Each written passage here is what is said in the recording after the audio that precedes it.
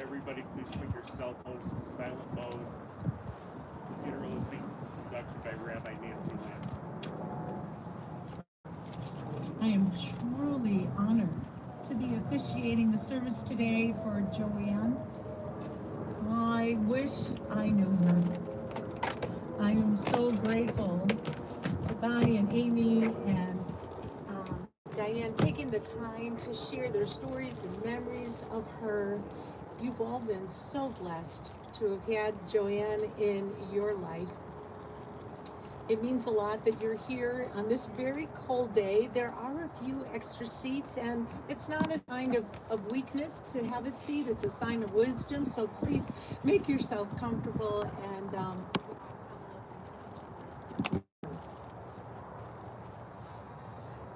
we come to this sacred place drawn by the eternal ties that bind your souls to the soul of Joanne Alberstein. In learning about Joanne, I've selected a few poems and readings that I felt were fitting for her and her incredible life. The author, unfortunately, of this first poem is unknown. The poem is entitled, "A Life Well Lived." A life well lived is a precious gift of hope and strength and grace from someone who has made our world a brighter, better place. It's filled with moments sweet and sad, with smiles and sometimes tears, with friendships formed and good times shared, and laughter through the years. A life well lived is a legacy of joy and pride and pleasure, a living, lasting memory our grateful hearts will treasure. Edgar Albert Guest wrote, "To live as fully as I can, to make the most of my earthly span, to take what comes of good or ill and cling to faith and honor still, to do my best and let it stand the record of my brain and hand, and then, should failure come to me, still work and hope for victory. To have no secret place wherein I stoop unseen to shame and sin, to be the same when I'm alone as when my every deed is known.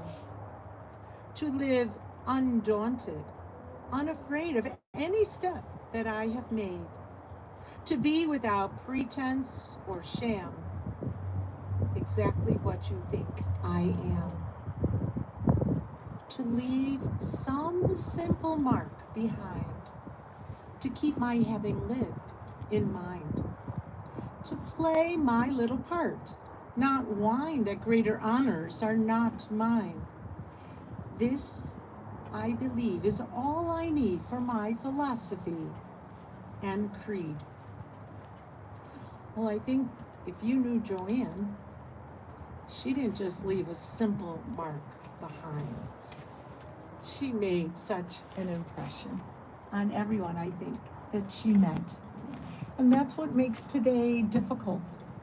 So many hearts are torn as we say goodbye to Joanne. We often find comfort when we turn to the book of Psalms. In your service folders, you find the 23rd Psalm. If you did not receive a service folder, you can raise your hand and one will be brought to you, but I think you all have. I think this psalm speaks to everyone, regardless of our faith. And so I'd like to invite all of you here, as well as those of you joining us remotely, let us say together the 23rd Psalm. "The Lord is my shepherd, I shall not want. He maketh me to lie down in green pastures. He leadeth me beside the still waters. He restoreth my soul. He guideth me in straight paths for his name's sake. Yea, though I walk through the valley of the shadow of death, I will fear no evil, for thou art with me. Thy rod and thy staff, they comfort me. Thou preparest a table before me in the presence of mine enemies. Thou hast anointed my head with oil, my cup runneth over. Surely goodness and mercy shall follow me all the days of my life, and I shall dwell in the house of the Lord forever."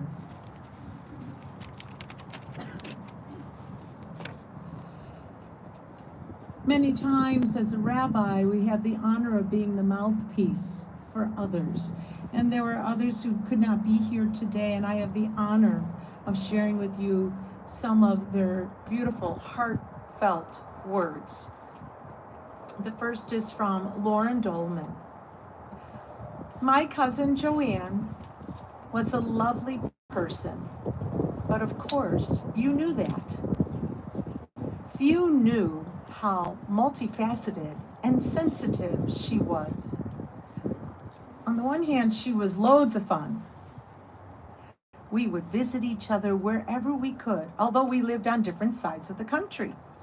Joanne was always upbeat, always ready to party, and she was beautiful.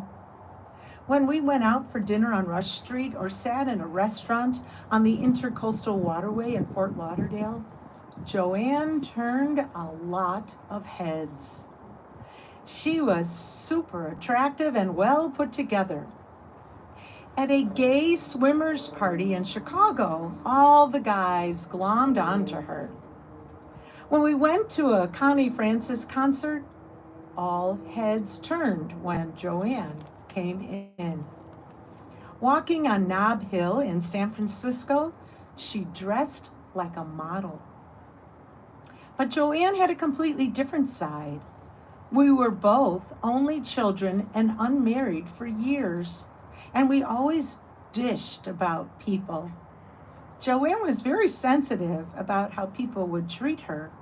She always loved people and was super friendly. but she was often rebuffed by some neighbors and relatives, and this hurt her deeply. She never got over it. I'll miss my cousin a lot. She added so much to my life.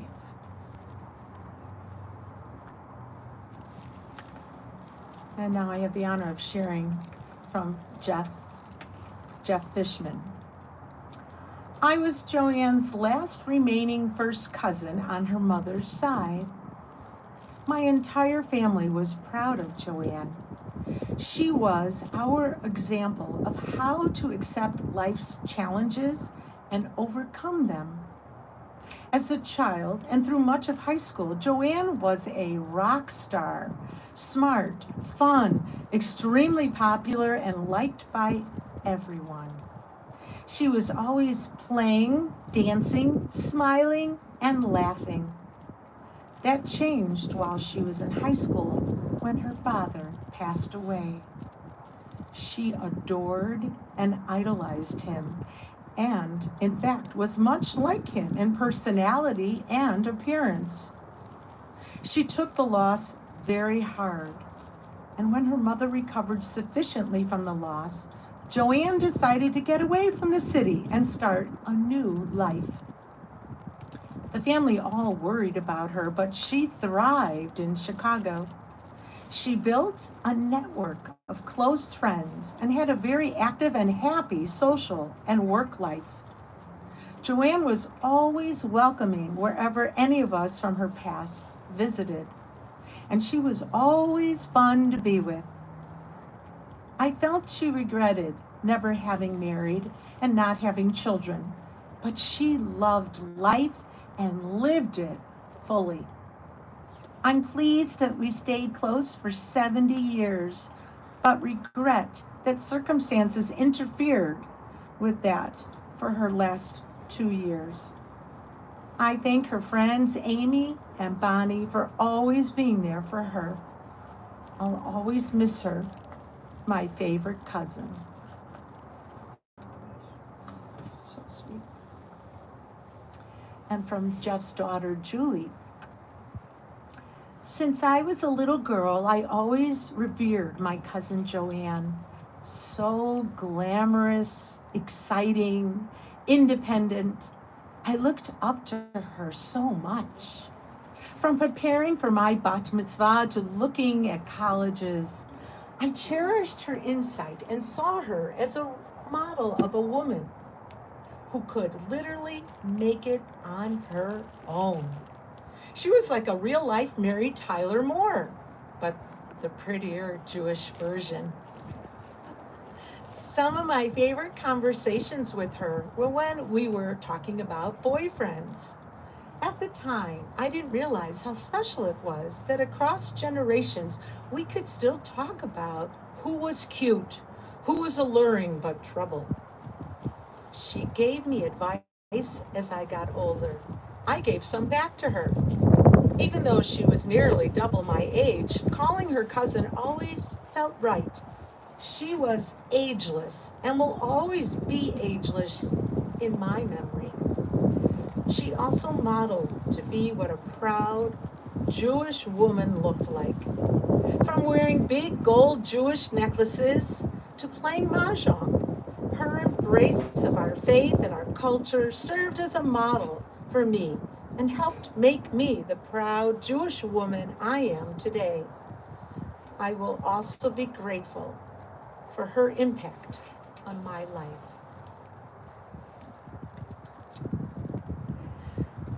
And now we have a few speakers today. It is my honor to first call upon Amy Schiff.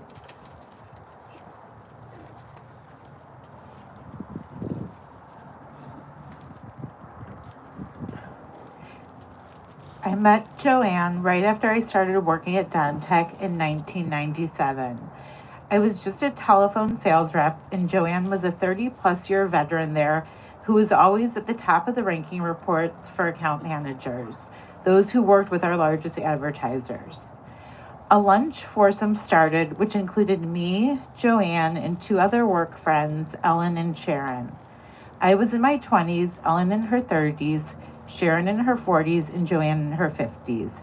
Our ages didn't matter as we just had fun spending time together. At work, they called us the 4Gs. We were the 4 generations of Don Tech. I was the baby G, Ellen the diva G, she was a singer, Sharon Rodeo G, she always dressed like she was going on Rodeo Drive and not to the Aon building on the 71st floor. And then Joanne, of course, was the Queen G. I'll never forget one lunch when I told the G's about a condo Michael, my now husband, and I had just seen. I explained that we were casually looking at places and there was this condo we were in awe of. I started describing the spiral staircase, the ebonized hardwood floors, etc. Michael and I had no clue if we were ready to buy something. It was just fun to look. Joanne, who owned several properties, said, "Call that realtor. The G's want to see it after work." I hemmed and hawed and said, "Michael's going to think I'm nuts calling some realtor to take us back to look at it." In any case, I called Michael and explained the G's wanted to see it and that I was going to set up a time for the realtor to take us back. Michael and I went with the G's. They walked around, checked out the place, and went out to the hall. And Joanne said, "Congratulations." I said, "What do you mean?" And Joanne said, "Well, you have to buy this place. It's fantastic, and congratulations." And that was it. Probably the easiest sale that realtor ever made. Joanne had no local family, so whenever there was a holiday, she was invited to join my family wherever we would be celebrating. She quickly became a part of our family and was included in whatever we were doing. She was the fun guest who always came with a ton of enthusiasm and great stories.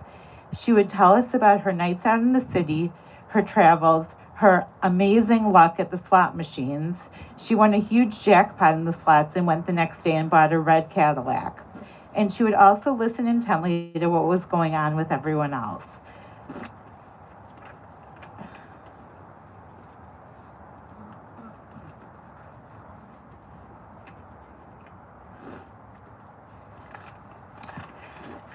Since she was the Queen G, my entire family just called her Queenie, which definitely was the perfect nickname.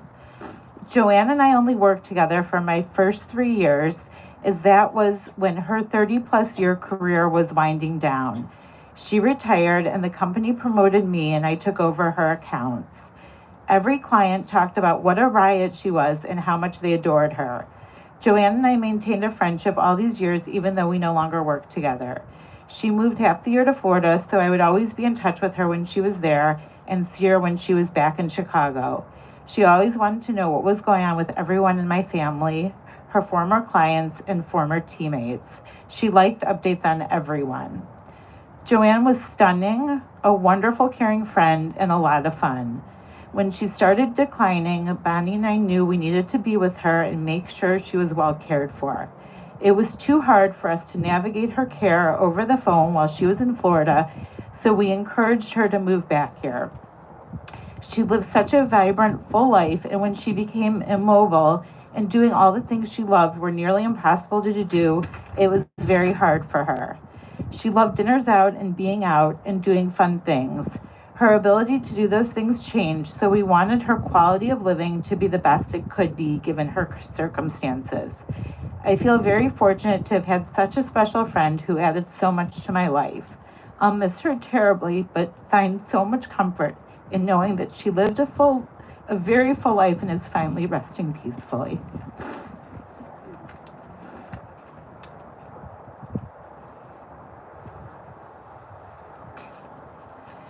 And now it's my honor to call upon Diane Rosenfeld.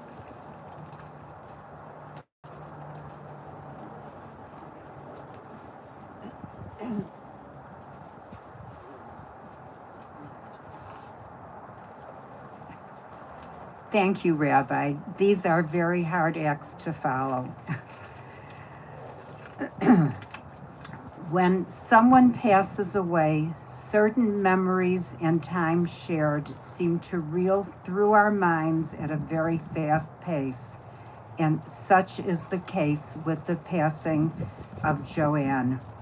I'm not sure when the first time was that I met Joanne, but I heard Amy talk about her constantly. She would say things like, I met this great woman at work and she is so much fun.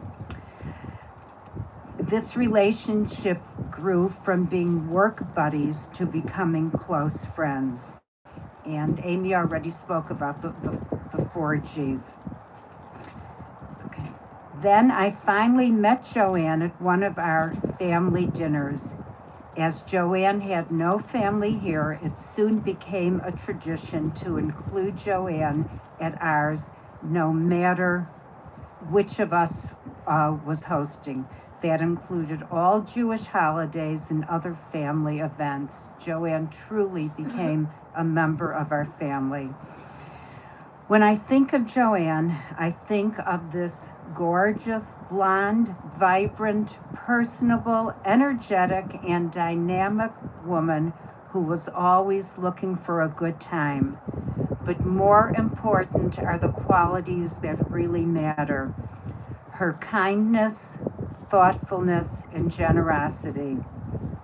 When my mother, Amy's grandmother, had open heart surgery in 2003, a gift arrived immediately in the ICU from Joanne. Joanne was always generous to Amy's children, and as Amy said, she was always interested in you, your health, your life, and so on. I try to remember Joanne's happiness, confidence, and positive outlook, and let that overshadow the past 3 or so years as her health declined. Joanne, may you rest in peace. You will always have a place in the hearts of our family, and we will always leave a place for you at our holiday dinners. Shalom Chavera Shali. Goodbye, my good friend. Okay, and now I have a reading from a close friend of mine who has really spent some time with Joanne, and we're going to hear about some of those nights out. Okay, Joanne was the life of the party. She lit up a room when she walked into it. She was a canasta queen. I remember her teaching a group of women downtown. Without her, they would not be the players they are today. Once in a while, I would see her at the Drake Hotel with friends listening and dancing to the music. She was stunning and vivacious. She was a good person you could really talk to.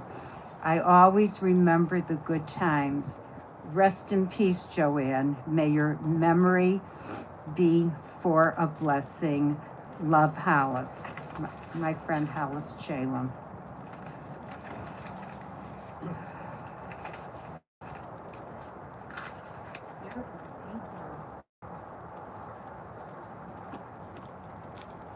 And now it's my honor to call upon Mark Mandel.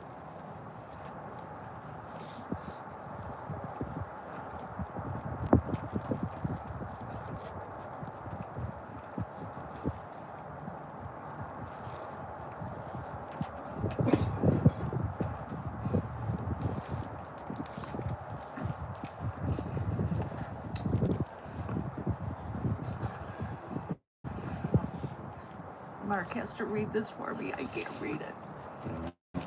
I'm standing here. It's really her talking. I did mention about the canasta. I remember in Florida, she had looking for players, and she said experience only, doesn't want anybody who's just starting out. I think all of you have a pretty good idea the type of person Joanne was. We just want to add that we're so glad that God brought us together 43 years ago, not knowing the reason back then. But in the end, we finally found out what the reason why.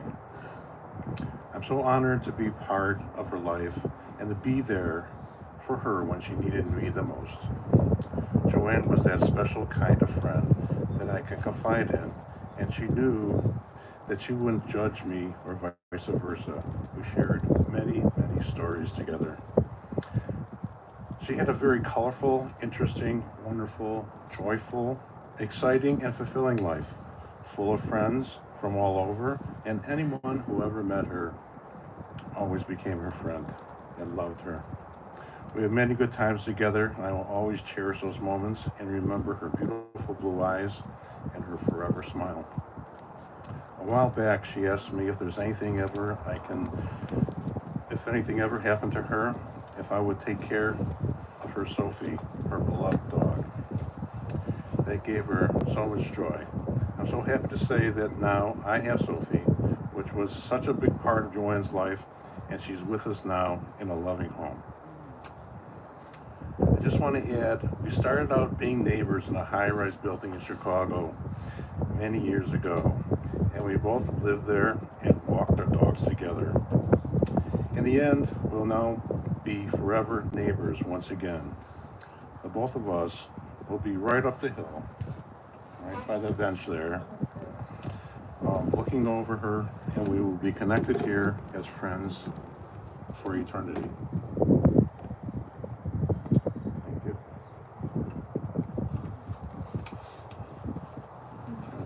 Thank you.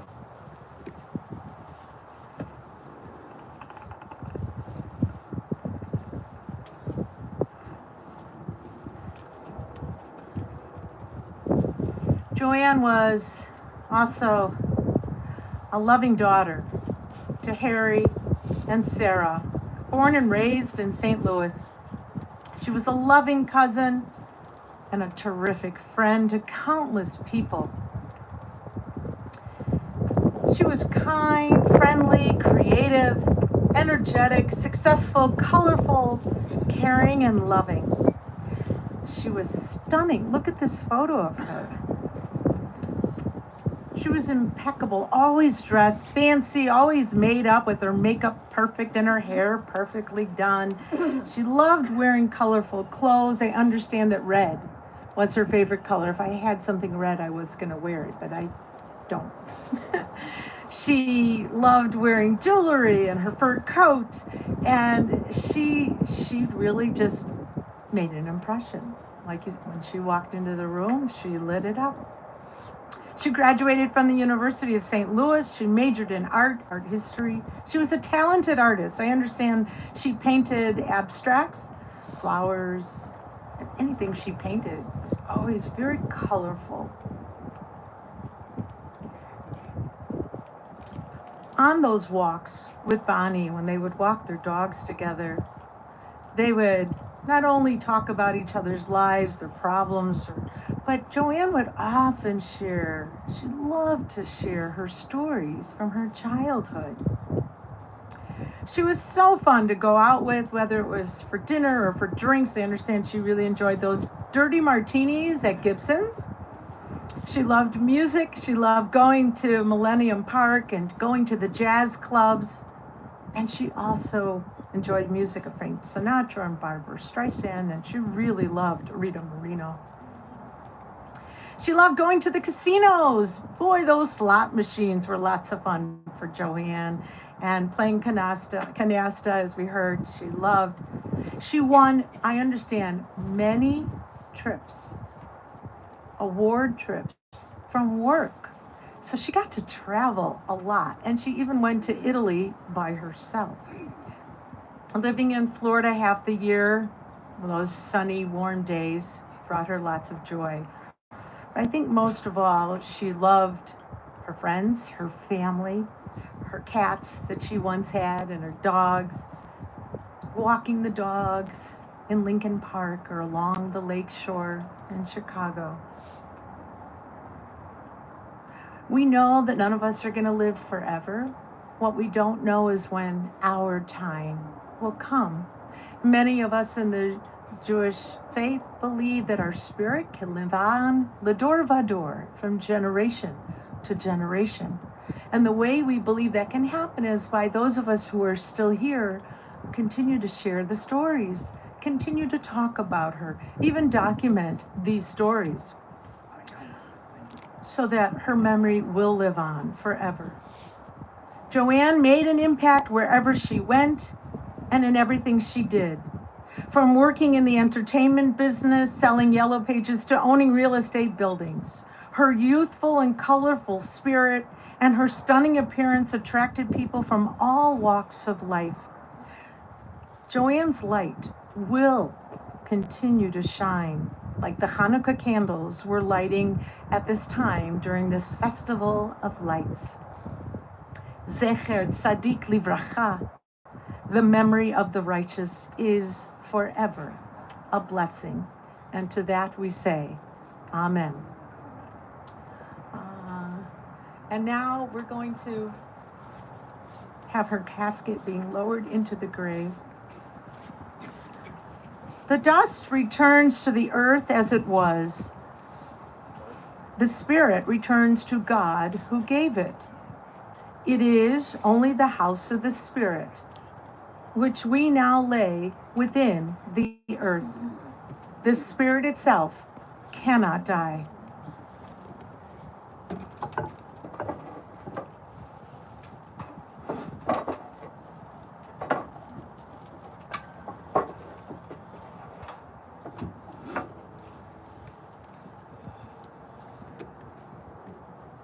Receive in mercy, O God, the soul of our departed, Joanne Alberstein.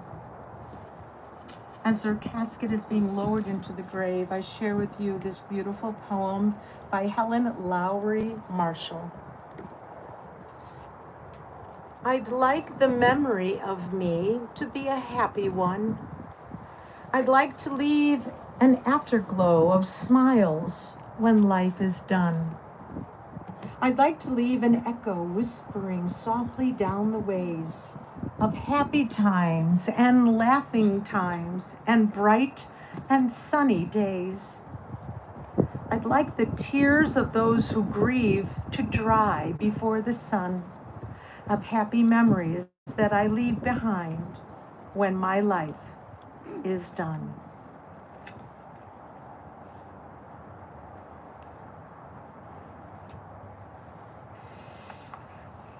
In your service folders, you find underneath the 23rd Psalm the prayer El Malei Rachamim, and the final prayer, which we will read on the back cover, the Mourner's Kaddish. It is customary that we rise for these prayers, so if you are able to rise, I invite you to please rise at this time.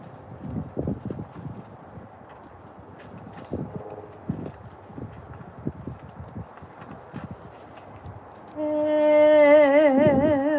Malei Rachamim Shochein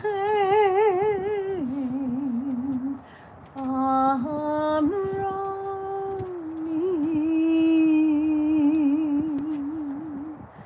Amsei Menucha Nechona Tachat Kanfei Hashchina in Kedoshim Utehorim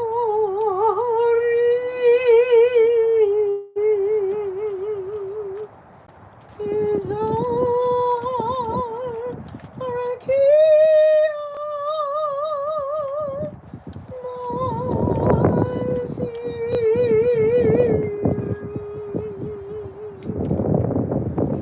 Nishmat Yohana Bat Eliezer Chaim Shalecha Leolama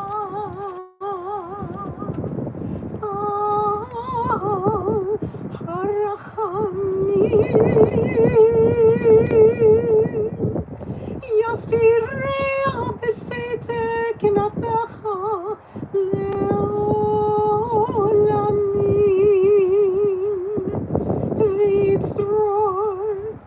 Bitzror HaChayim et Nishmatam Adonai Unachalata V'tanuach b'shalom ונשכבה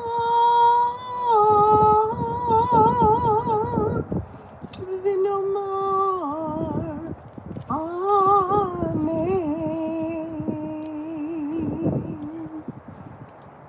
Let us say the translation together.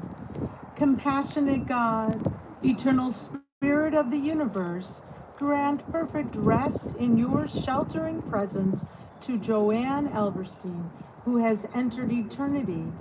O God of mercy, let her find refuge in your eternal presence, and let her soul be bound up in the bond of everlasting life. God is her inheritance. May she rest in peace. Amen. It is said that the angels brought the Kaddish prayer down from heaven. It possesses wonderful power. Truly, if there is any bond strong enough to link heaven to earth, it is this prayer. It keeps the living together and forms a bridge to the loved ones who have died. Many believe this prayer speaks about death, as we always recite it at the time of death. There's no reference to death, and we recite this prayer as a concluding prayer in most of our services. This prayer speaks about life and about God's glory and omnipotence. So let us join together in exalting God's name with these traditional words of the mourners' Kaddish. Yitkadal v'yitkadash shemei Rabbah, bi'alma divrach chirutei v'yamlich malchutei, b'chayechon u'v'yomechon u'v'chayei dechol beit Yisrael, ba'agala u'vizman kari v'imeru. Amen. Yehei shemei Rabbah mevarach le'olam u'lomei amaya. Yitbarach v'yishtabach, v'yitpa'ar v'yitromam v'yitnaseh, v'yitadar v'yitaleh v'yitalal, shemei dekudesha b'richu. Le'ela min kol birchata v'shirata, tushbechata v'nechamata, da'amiran ba'alma v'imeru. Amen. Yehei shalama Rabbah min shamaya, v'chayim aleinu. Ve'al kol Yisrael v'imeru. Amen. Oseh shalom b'mromav, hu ya'aseh shalom. Aleinu ve'al kol Yisrael v'imeru. Amen. May the author of peace send peace to all who mourn and comfort all the bereaved among us. And to that we say, Amen.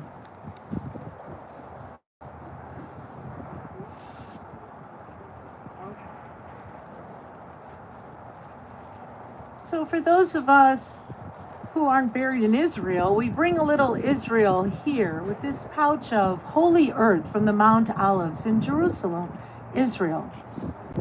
And I'm going to ask Amy and Bonnie, Diane, the four of you, to come forward and share the contents of this pouch, place the holy earth into the grave before we seal it.